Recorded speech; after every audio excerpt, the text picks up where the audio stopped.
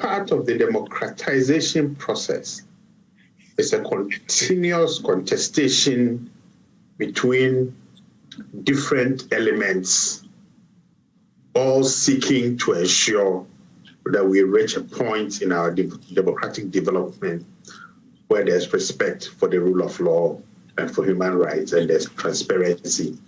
And Honorable Agalga's parliamentary committee can play its oversight role.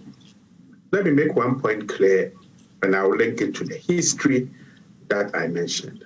I am not surprised at all that the SWAT team is still there, and that Azugu is in place, and that they've actually got more power to undermine state structures. Now, if you remember, prior to the 2016 elections, 3 South African mercenaries were flown into Ghana to provide some training for some boys. Yes.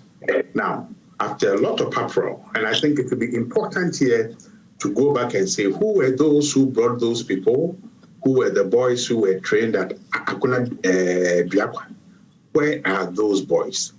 Now, my argument is that precisely because of the thinking from the South African mercenaries, in which the training or the philosophy underpinning their training was to let these boys attack the pillars of public authority. That training has gone down well, and that is what is happening. That those who created, manipulated, and let these boys loose have lost control. And therein lies my earlier argument for the commander-in-chief to recognize the dangers that these boys pose medium to long term, and to bring in the military to try to crush them. Precisely because the continued existence of the SWAT team that goes against government's own recommendations is, in its white paper, I would argue, is part of that grander vision that the South African mercenaries brought to the training that they provided at Aguna Biakwa.